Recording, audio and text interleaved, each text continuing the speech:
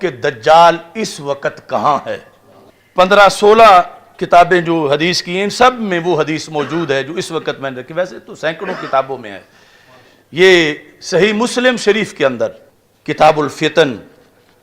و اشراط الساعہ باب قصۃ الجساسہ، ہمارے آقا صلی اللہ علیہ وسلم نے ایک دن صحابہ کو اکٹھا کیا، فرمایا حل تدرون لما جمعتکم، صحابہ تمہیں پتہ ہے کہ میں نے آج تمہیں کیوں جمع کیا؟ تو صحابہ کرام رضی اللہ تعالی عنہم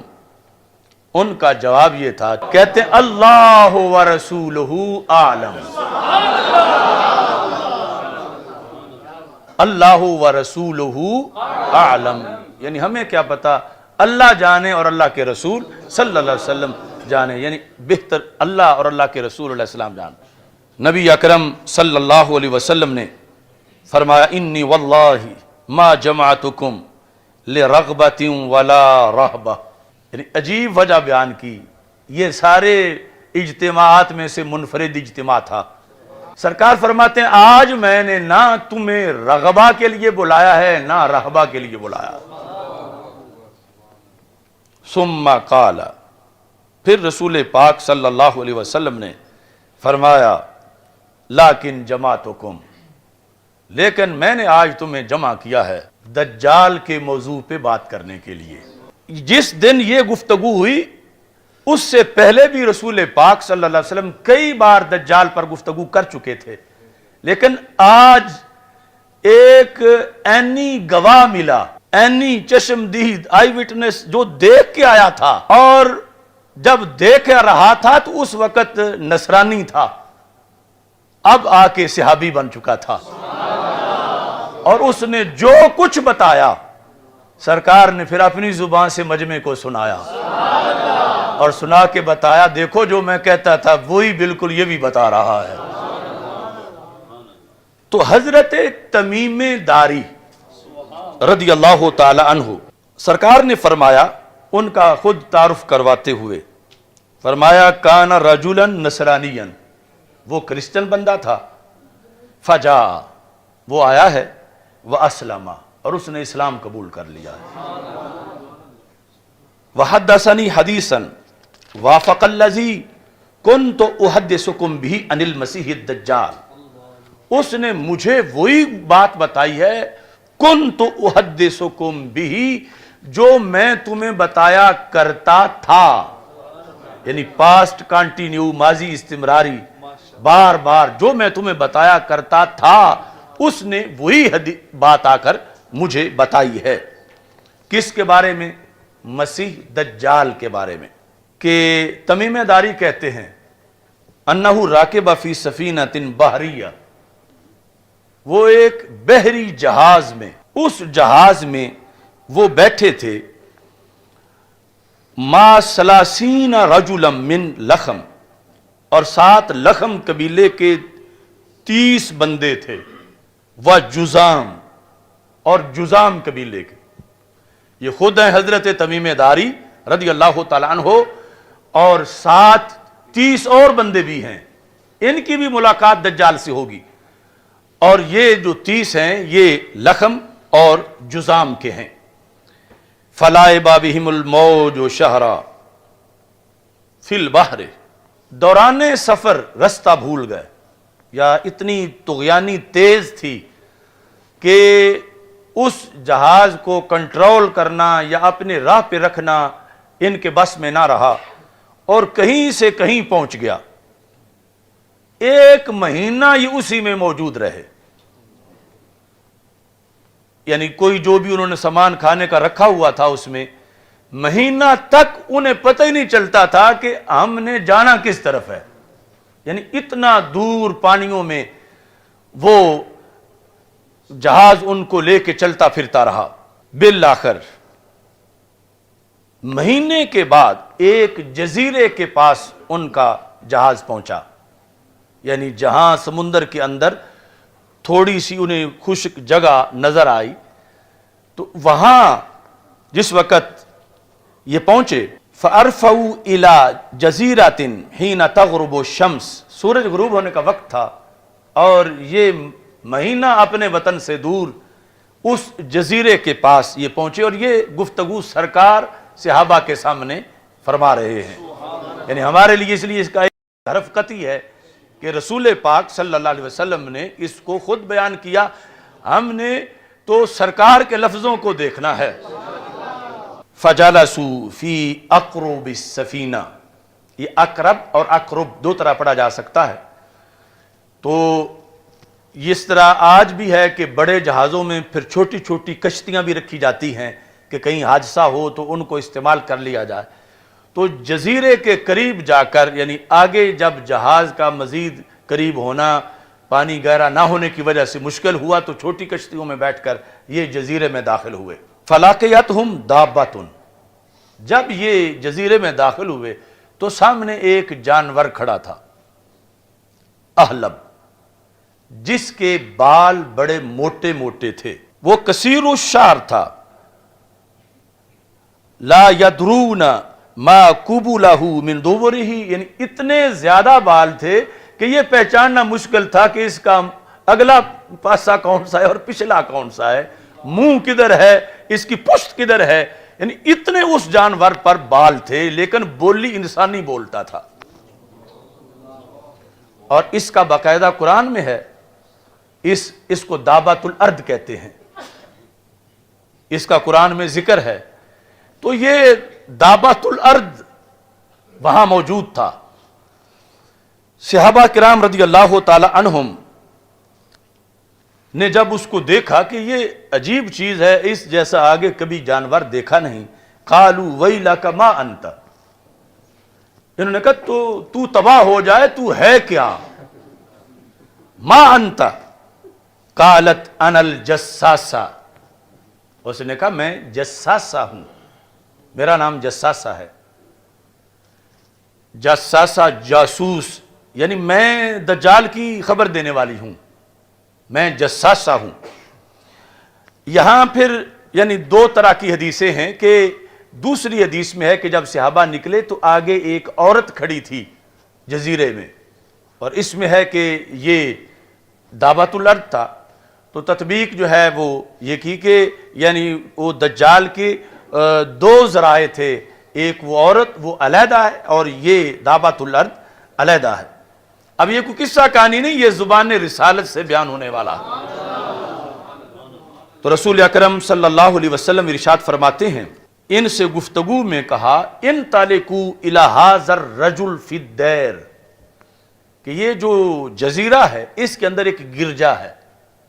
اس گرجے میں ایک انسان ہے اور وہ تمہارا انتظار کر رہا ہے، انطلقوا، تم اس کی طرف چلو، اس گرجے کے اندر ایک انسان ہے۔ اور ساتھ یہ کہا فَإِنَّهُ إِلَىٰ خَبْرِكُمْ بِالْأَشْوَاقِ،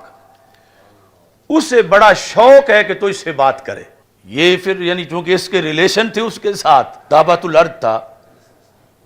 کہ اسے یعنی یہاں بڑی دیر ہو گئی ہے اور اسے کچھ خبریں چاہیے ایک علاقے کی، اور وہ مجھے کہتا رہتا ہے کہ کوئی بندے آئیں کہیں سے تو مجھے ملاؤ، اسے بڑا شوق ہے کہ وہ کوئی انسانوں سے ملاقات کرے، تو تم آ گئے ہو، تم اس کے پاس یہاں گرجے کے اندر داخل ہو جاؤ۔ صحابی حضرت تمیم داری کہتے ہیں رضی اللہ تعالیٰ عنہ، لما سمت لنا رجلا فرقنا منہا، جب اس نے یعنی ایک تو ویسی وہ ڈرونی سی چیز تھی اور بولی انسانی تھی، اور جب اس نے آگے یہ کہا کہ گرجے میں ایک بیٹھا ہوا ہے اور وہ تمہیں ملنا چاہتا ہے، تو ہمیں اس سے ڈر آیا، یہ جو خبر دینے والا جانور تھا، کہتے ہیں فرقنا منہا، ہم اس سے ڈر گئے، ان تکون شیطانہ، کہ کہیں یہ جن نہ ہو، شیطانہ کا اطلاق مؤنث جن پر، کہ یہ جو جانور ہمیں نظر آ رہا ہے یہ کوئی جن ہے، یعنی اس طرح کی عجیب و غریب یہ باتیں کر رہا ہے کہ انہیں ہمارا شوق ہے اس کو اور ادھر جا کے ملو۔ فانطلقنا سراعا، تو ہم نے یعنی جلدی جلدی اسے چھوڑا کہ یہ پتہ نہیں کیا مصیبت ہے، ہم ادھر جاتے ہیں جہاں کوئی انسان ہے اندر گرجے میں۔ حتی دخلنا الدیر، یہاں تک کہ ہم اس گرجے میں داخل ہو گئے۔ فَإِذًا فِيهِ أَعْظَمُ إِنسان رَأَيْنَاهُ، ہم نے آج تک اتنے بڑے جثے والا انسان نہیں دیکھا تھا جتنا اس جزیرے کے اس گرجے کے اندر تھا، جس جزیرے میں ہم مہینہ سفر کرنے کے بعد پہنچے تھے اور ہمیں پتہ نہیں تھا کہ محل وقوع کیا ہے۔ اتنا بڑا اس کا جثہ تھا، اور پھر یہ ذہن میں رکھو کہ یہ سب کچھ سرکار صلی اللہ علیہ وسلم صحابہ کے سامنے بیان کر رہے ہیں۔ اس کا جسم مضبوط بھی بڑا تھا، اس حالت میں تھا یعنی آزاد نہیں تھا، وہاں پر جکڑا ہوا تھا۔ مجموعتن یادہ الی عنقہ، اس کے یہ جو ہاتھ ہیں گردن پر پیچھے باندھے ہوئے تھے۔ ما بین رکبتیہ الی کعبیہ بالحدید، اس کے گھٹنوں سے لے کر ٹخنوں تک ساری اس کی جو پنڈلیاں تھیں وہ بیڑیوں سے بھری ہوئی تھیں، یعنی صرف ایک بیڑی سے نہیں ڈالی گئی تھی، بہت طاقتور تھا، اور اس کو گھٹنوں سے لے کر ٹخنوں تک لوہے کی زنجیروں میں جکڑا ہوا تھا، اور اس کے ہاتھ جو ہیں وہ بھی گردن پر باندھے ہوئے تھے۔ فقال اخبرونی عن نخل بیسان، پھر ان سے گفتگو جب شروع ہوئی تو یہ پھر جا کے انہوں نے کہا تو کیا بڑا ہے، تو اپنا کوئی تعارف کروا۔ تو اس نے یہ کہا مجھے چھوڑو، مجھے کچھ سوالوں کے جواب دو۔ اس نے پھر 4 سوال کیے، حضرت تمیم داری رضی اللہ تعالیٰ عنہ نے وہ چاروں سوال رسول پاک صلی اللہ علیہ وسلم کے سامنے بیان کیے۔ اس طرح ذکر ہے، کہتے ہیں قلنا ویلک ما انت، ہم نے اسے کہا تو تباہ ہو جائے، تو کون ہے، یعنی جیسے پہلے وہ دابا کو کہا تھا۔ ویلک ما انت قال قد قدرتم علی خبری، اس نے کہا یہاں تو کوئی آ ہی نہیں سکتا، آ گئے ہو تو میری بات کا جواب دو، مجھ سے نہ پوچھو۔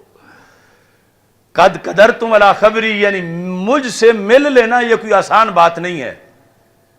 فاخبرونی ما انتم، تم بتاؤ تم کون ہو۔ دجال نے آگے سے ان سے سوال کر دیا، اور یہ حدیث رسول صلی اللہ علیہ وسلم میں بیان ہو رہا ہے۔ انہوں نے جواب دیا قالوا نحن اناس من العرب، ہم عرب لوگ ہیں، رکبنا فی سفینۃ بحریہ، ہم ایک کشتی میں بحری سفینے میں بیٹھے تھے، فصادفنا البحر حین اغتلم فلعب بنا الموج شہرا، سمندر میں طغیانی آئی اور ہم رستہ بھٹک گئے، اور 1 مہینہ موجیں ہمیں چکر دیتی رہیں، اور اس کے بعد ہم اس جزیرے کے پاس پہنچے۔ فقال، اس نے کہا چلو مجھے بتاؤ، یہ پہلا سوال ہے، اخبرونی عن نخل بیسان، مجھے بیسان جگہ میں جو کھجوروں کے باغات ہیں ان کے بارے میں خبر دو۔ اب یہ سارے سوالات جو ہیں یہ سرزمین فلسطین کے بارے میں ہیں، یعنی چونکہ پرانا جو جغرافیہ تھا، شام کا اطلاق اردن اور یہ جو فلسطین، لبنان، اس پورے ایریے پہ ہوتا تھا، تو اس ایریے کے لحاظ سے سوالات تھے، اور پھر خصوصی طور پر رسول پاک صلی اللہ علیہ وسلم کے لحاظ سے اس کا سوال تھا۔ اس نے کہا بیسان کے بارے میں مجھے بتاؤ، یعنی یہ آج جغرافیے میں باقاعدہ یہ جگہ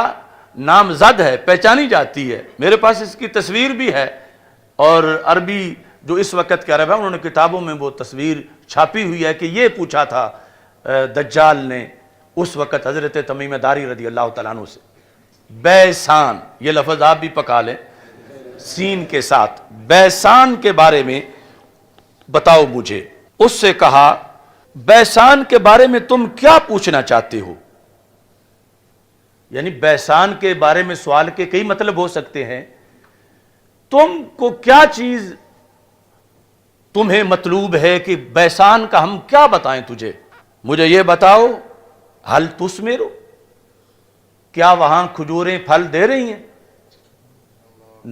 بیسان کے باغ کے جو کھجوریں ہیں مجھے یہ مطلوب ہے کہ کیا وہ پھل دے رہی ہیں؟ قلنا نعم، تو ہم نے کہا ہاں ان کو پھل ہے، یعنی ہم جانتے ہیں اس علاقے کو، وہ کھجوریں پھل دے رہی ہیں۔ قال، اب اس نے اس پر تبصرہ کیا، کہتا ہے تبصرے کے اندر انہا توشکو اللہ تثمرا، قریبی وہ وقت آئے گا وہ کھجوریں پھل دینا بند کر دیں۔ یہ جو سوال ہے اصل میں وہ جکڑا ہوا اپنے لیے کہ میں نکلنے کا وقت جو اسے معلوم تھا، ان میں سے ایک نشانی یہ تھی کہ جب بیسان کے کھجور کے درخت بانجھ ہو جائیں گے اور کھجوریں نہیں لگیں گی تو وہ میرے نکلنے کا وقت ہوگا کہ میں جزیرے سے اس جہاں باندھا ہوا ہوں میں یہاں سے نکل سکوں۔ تو مجھے کوئی پتہ نہیں، تو میں یعنی آپ سے پوچھنا چاہتا ہوں کہ آپ بیسان کے درختوں کے بارے یہ چیز بتائیں کہ وہ پھل دے رہے ہیں یا نہیں دے رہے۔ اگر اب تک دے رہے ہیں تو ابھی میرے نکلنے کا وقت نہیں، جب نہیں دیں گے تو پھر میرے نکلنے کا وقت آ جائے گا۔ اخبرونی ان بحیرہ الطبریہ، مجھے بحیرہ طبریہ کے بارے میں بتاؤ۔ بحیرہ چھوٹا سمندر، طبریہ یعنی یہ اردن اور فلسطین کا جو جوڑ ہے اس کے قریب یہ ہے، یعنی یہ بھی اسی علاقے کا ایک حصہ ہے۔ تو اسی سے ہی وہ مشہور، یعنی اس کے قریب امام طبرانی جو ہیں وہ یعنی اسی گاؤں کے ہیں جس کے ساتھ یہ سمندر ہے۔ بحیرہ طبریہ یعنی موجودہ جو اردن، چونکہ اردن اور فلسطین بالکل آپس میں قریب قریب ہیں، یعنی اردن کے کچھ علاقوں سے پہاڑیوں سے مسجد اقصیٰ کو دیکھا جا سکتا ہے۔ تو طبریہ کے بارے میں بتاؤ، اس کے بارے میں کیا پوچھنا ہے؟ حل فیہا ماء، کیا اس میں پانی ہے یا پانی خشک ہو گیا ہے؟ قلنا ہی کثیرۃ الماء، ہم نے کہا اس میں تو بہت پانی ہے۔ قال ان ماءها یوشک ان یذهب او یذهب، وقت آئے گا اس کا پانی خشک ہو جائے گا۔ یعنی یہ اس کو دوسری معلومات تھیں کہ جب اس سمندر کا پانی خشک ہوگا تو پھر میری یہاں سے جان چھوٹے گی، پھر زمین کو روندنے کا میرا وقت آ جائے گا اور میں یہاں سے آزاد ہو جاؤں گا۔ یہ دوسرا سوال اس نے صحابہ کرام رضی اللہ تعالی عنہم سے پوچھا۔ پھر اخبرونی ان عین زغر، زغر چشمے کے بارے میں مجھے بتاؤ۔ حل فی العین ماء، کیا اس میں پانی موجود ہے؟ وَهَلْ يَزْرَعُ أَهْلُهَا بِمَاءِ الْعَيْنِ، اور کہاں کیا اس علاقے کے لوگ اس پانی سے، چشمے کے پانی سے کھیتی باڑی کر رہے ہیں؟ یہ تیسرا اس کا سوال تھا۔ قُلْنَا نَعَمْ هِيَ كَثِيرَةُ الْمَاءِ وَأَهْلُهَا يَزْرَعُونَ مِن مَّائِهَا، ہم نے کہا اس میں بہت پانی ہے اور وہاں کے لوگ اس پانی سے کھیتی باڑی کر رہے ہیں۔ اب یہاں اس نے پہلے دو سوالوں پر جو تبصرہ کیا تھا وہ نہیں کیا، یعنی حدیث میں وہ ذکر نہیں ہے کہ ایک وقت آئے گا کہ پانی یہ ختم ہو جائے گا۔ پہلے جو کھجوروں کے بارے میں کہا کہ وہ پھل نہیں دیں گی، اور پھر یہ جو طبریہ بحیرہ تھا اس کے لحاظ سے کہا کہ وہ خشک ہو جائے گا۔ اب موجودہ جو لیٹسٹ معلومات ہیں یعنی اس بحیرہ طبریہ کے بارے میں، وہ یہ ہے کہ اس کے مجموعی پانی میں سے چوتھا حصہ باقی رہ گیا ہے۔ یہ یعنی مجموعی پانی جتنا اس کا پہلے کبھی ہوا کرتا تھا،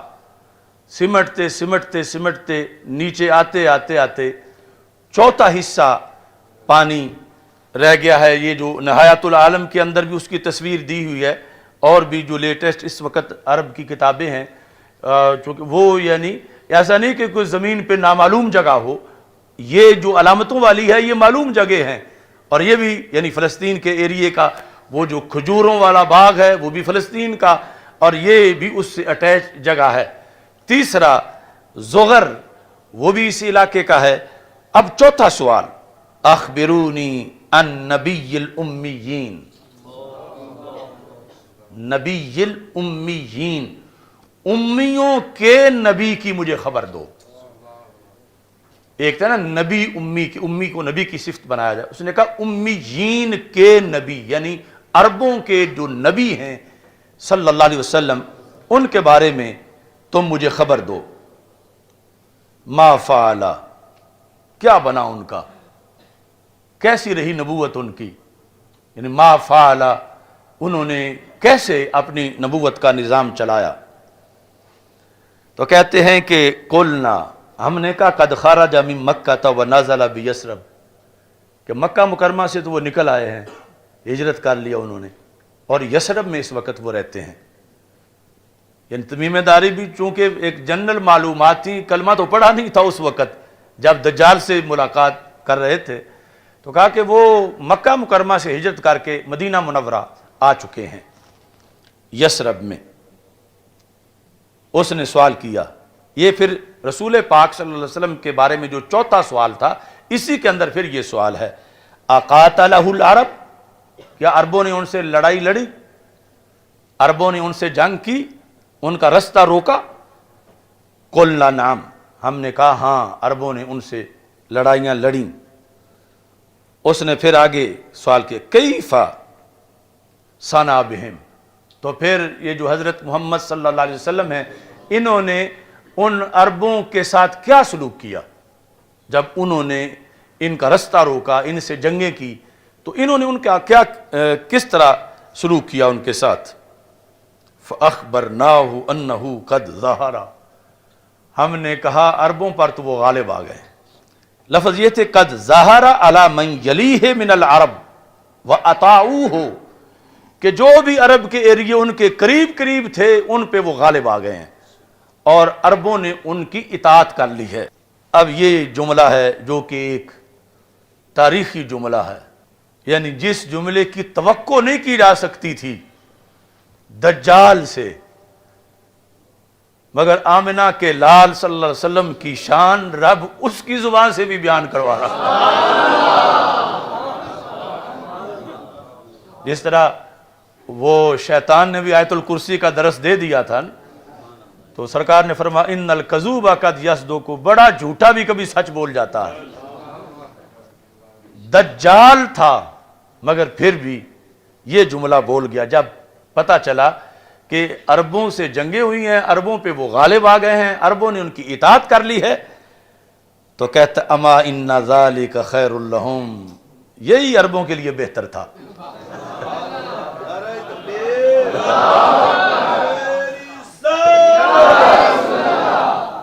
ان ذالک خیر لہم ان یطیعوہ، کہتا ہے ورنہ ان سب کا بھٹتا ہو جانا تھا اگر اطاعت نہ کرتے،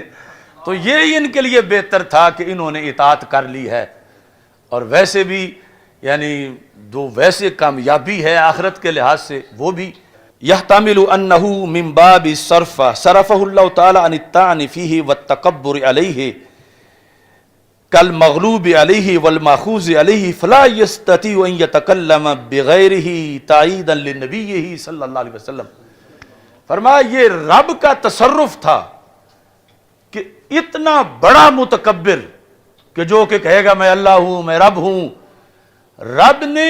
اس کو بھی سرکار کے سامنے جھکا دیا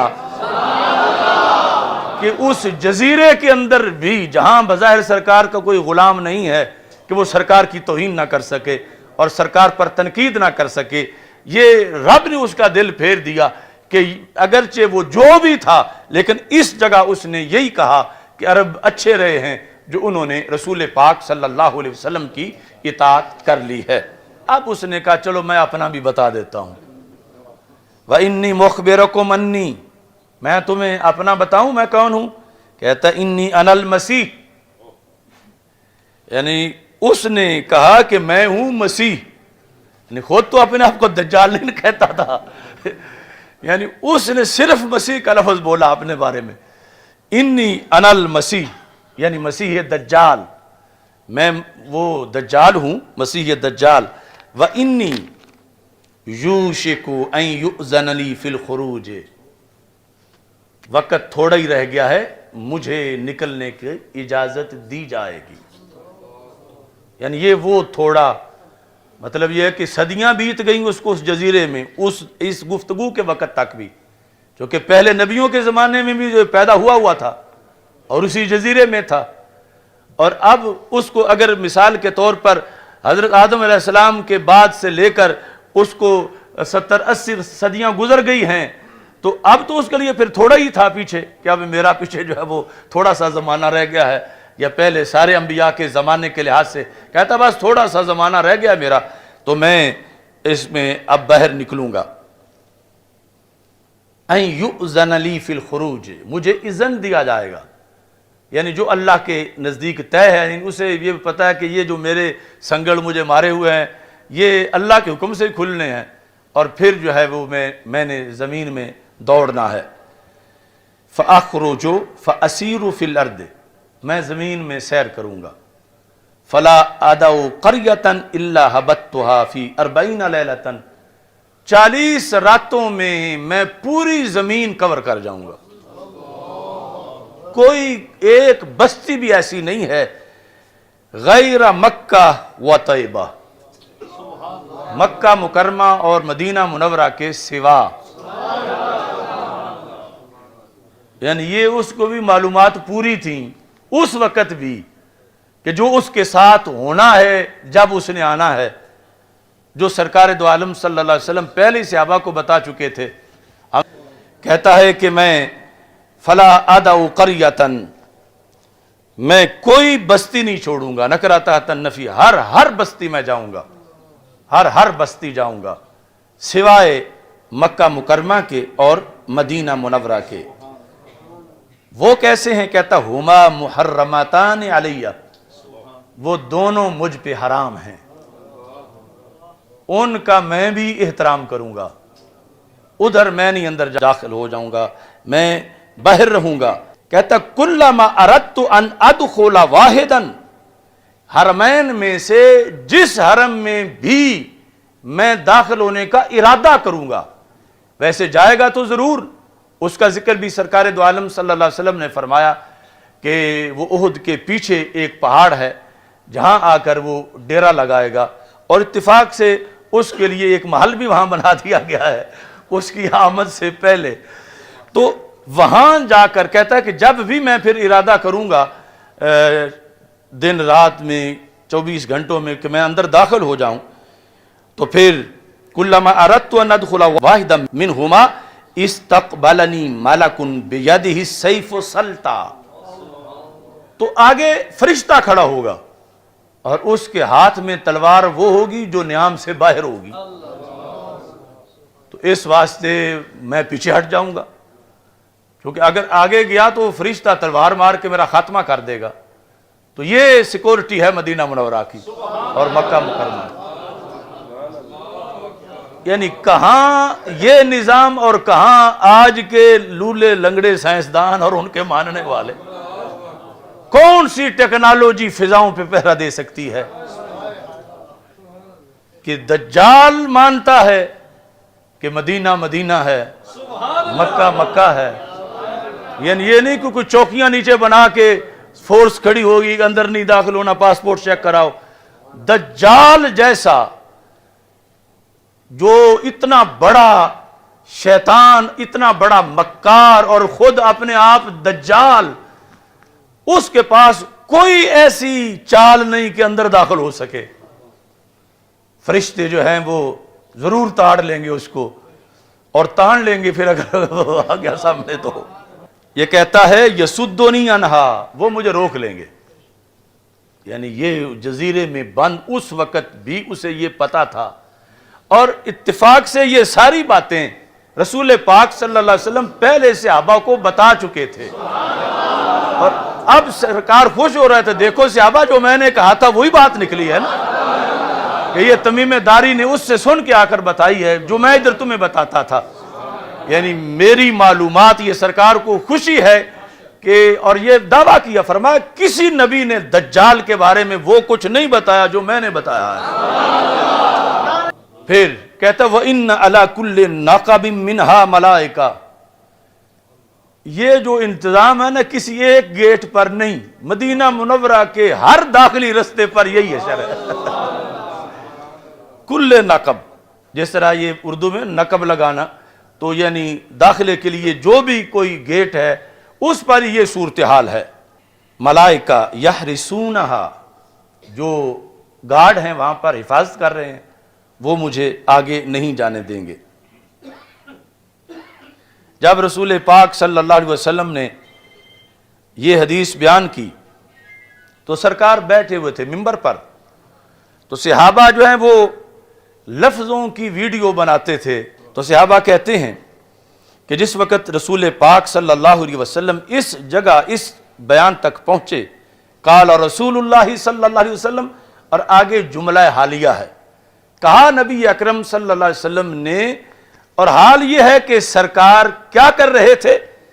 وَتَانَ بِمِخْصَرَتِهِ فِي الْمِنْبَرِ، سرکار نے اس حال میں کہ اپنا عصا منبر پہ مارا اور فرمایا کوئی عام بات نہیں، طیبہ طیبہ ہے۔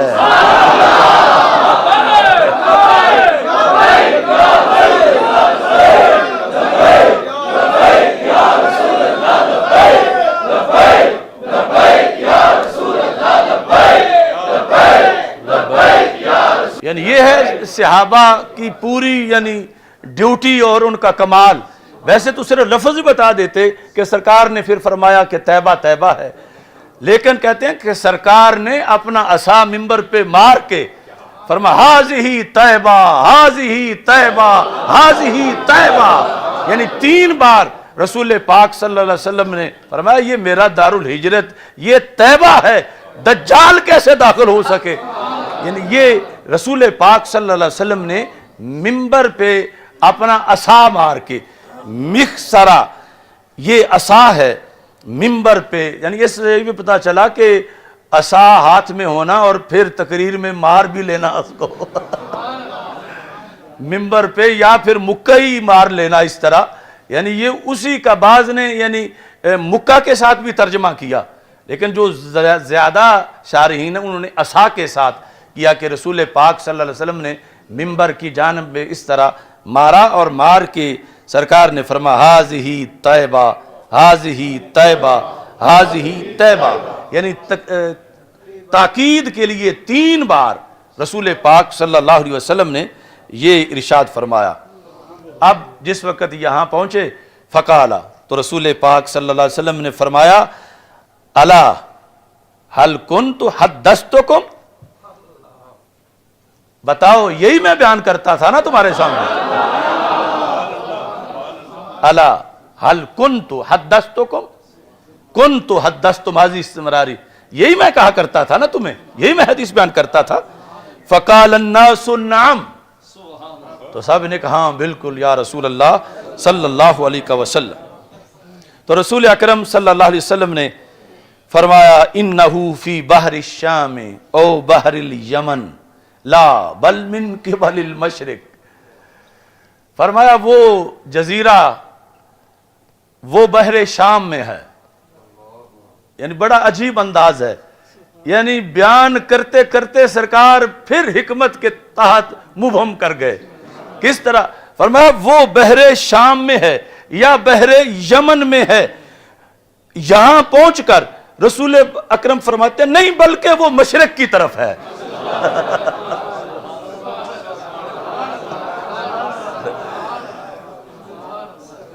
الا انہو فی بحر الشام او بحر الیمن لا بل من قبل المشرق،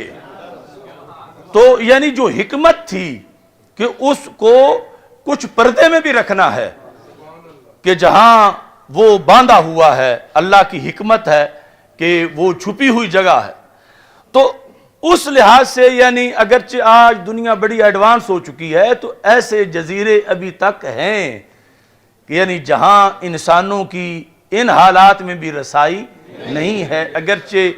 بحری جہاز اور کیا کچھ بن چکا ہے، اور اسی لیے یعنی کچھ ایسی چیزیں ہیں ریکارڈ پر کہ کچھ جہاز اڑے اور پھر ملے نہیں واپس، گرے کہاں تھے کہاں پہنچے کہاں، یعنی کچھ بحری جہاز اور کچھ ہوائی جہاز، یعنی اس لیٹسٹ دنیا کے اندر بھی آج بھی یعنی ایسا کوئی ماحول معاملہ ہے کہ جہاں وہ گم ہیں، اور وہ بحر ہے کہ جس کے اندر وہ جزیرہ ہے جس کے اندر دجال جو ہے وہ باندھا ہوا ہے اور اس نے نکلنا ہے۔ یہ سب کچھ رسول پاک صلی اللہ علیہ وسلم کی ایک حدیث کے اندر موجود ہے۔